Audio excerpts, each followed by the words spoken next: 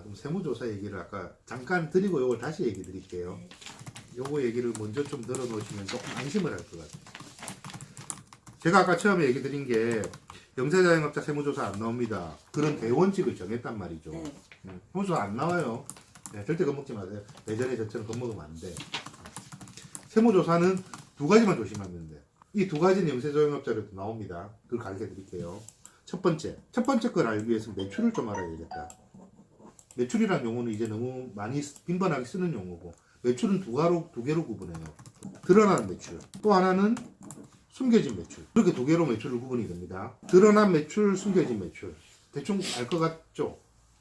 네, 숨겨진 매출 좀 쉽게 설명드리면, 손님이 정육점에 고기를 사러 왔어. 현금을 줬어. 현금수도 안 하는 거. 그렇지. 땡큐. 우리 입장에서는 땡큐죠. 그렇죠. 왜? 아무것도 안 돼- 안 숨겨진 잡히니까. 매출. 네, 철저히 숨겨진 매출. 드러난 매출은 손님이 고기를 사러 왔는데 신용카드로 긁거나, 네, 현금을 줬는데 현금이 좀 긁거나, 아니면 식당에서 고기를 떼러 왔는데 세금계산서를 요구를 하거나, 세금계산서가 아니고 계산서를 요구를 하거나, 그런 매출은 다 드러난 매출로 보는 거예요. 숨겨진 매출은 손님이 현금 주고 뭐 어떤 증빙 자료를 요구를 안 했을 때는 숨겨진 매출. 굉장히 고마운 거죠. 드러난 매출은 세무서에서 확인이 돼요. 국세청에서. 숨겨진 매출은 확인 불가. 근데 이거 포스트 네. 두드려 보면 다 나오잖아요. 영세자영업자 세무조사 안 나온다 그랬죠. 아, 그것까지는 신경 안 쓰는 거. 네. 네. 많은 자영업자분들이 포스기 매출이 국세청하고 연동이 되는 줄 알아. 네, 저도 걔들은 연동 안 돼요. 포스기의 현금 매출이 국세청하고 그러니까 좀 간단하게 결론을 내리면 숨겨진 매출은 국세청에서 알 방법이 없어. 전혀.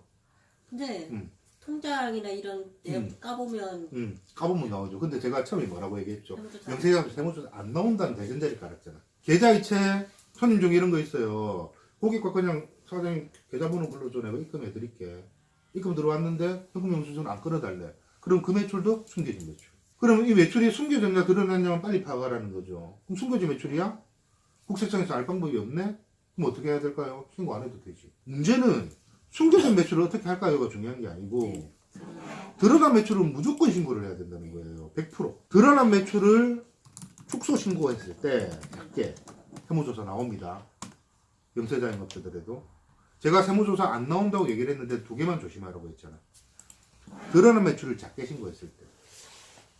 만약 100만 원도 조금 작게 해도 재산도 걸리는 거네. 무조건. 무조건. 드러난 매출 축소 신고하면 무조건 걸린단 말이죠. 아, 무조건. 왜냐하면 확인이 되니까. 세무서 전산망에서 확인이 된다니까요. 사장님 신용카드 매출이 얼마인지는. 사장님 세금계산서 끄는 거는 상대방 사업자가 신고를 한단 말이죠. 맞장부가 된단 말이에요. 사장님이 현금 영수증 끊어준 매출도 세무서 국세청 전산에서 확인이 된다 소리죠. 근데 사람이 하는 일이다 보니까 드러난 매출을 숙소 신고할 수도 있어요. 왜? 실수로. 공간을 잘못 찍거나. 사람이 하는 일 실수할 수 있단 말이죠. 그러면 예를 들어 이런 경우에요. 세무서에서 네. 어느 날 우편물이 한 통 왔어. 당신의 작년도 사업자 매출은 우리가 파악하기로는 이만큼인데 너는 왜 요만큼만 신고를 했니? 얘 어떻게 할 거야? 소명해. 근데 확인을 해보니까 내 실수가 맞아. 그럼 세무서에서 우편물로 먼저 오는 거. 우편물이 와요. 아, 소명해라는 우편물이 온다고. 근데 내 실수야. 그럼 어떻게 해야 돼요?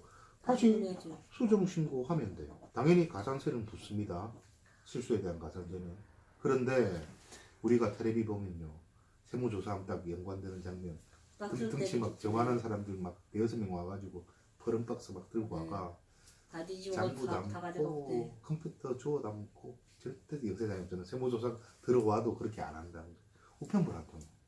소명해. 그건 네. 대기업에만 해도 되는 그렇죠. 우리 영세자영업자잖아. 소명할 수 있으면 상관이 없어요. 네. 내 실수가 아니네. 소명하면 되는 거고. 근데 실수야. 그럴 때는 수정신고. 홈택스에서 됩니다. 세무서 가서 싹싹 빌고 안 그래도 돼요. 실수인데 뭐. 누구를 실수하면? 실수인데 뭐. 근데 보통 이 세무조사라는 단어에 겁을 먹는단 말이죠. 예전에 저도 그랬어요. 그 마음을 누구보다 잘 알죠. 세무조사에 대한 트라우마를. 겪고 나서 보니까 아무것도 아닌 걸. 절대 겁먹어. 아무도 찾아오지도 않고 우편물 한 장에 오는 게 다라는 거죠. 이것도 세무조사의 한 형태라는 거예요. 근데 실수한 게 대해서 너무 그렇게 뭐 죄책감 가질 필요도 없고. 아니 가산세 내잖아. 실수했으니까. 당당하게. 얼마나 내는가요? 가산세는 그 잘못을 저지른 항목마다 조금 다르고 얼마를 내는가는 다음에 카톡으로 질문 주시면 제가 답변을 상세하게 드릴게요. 그리고 두 번째. 첫 번째는 드러난 매출에 축소 신고를 했을 때 실수할 수 있단 말이지. 근데 제가 숨겨진 매출에 대해서는 아무 말도 안 했어. 그럼 숨겨진 매출을 신고를 해야 돼, 말아야 돼? 안 해도 된다면.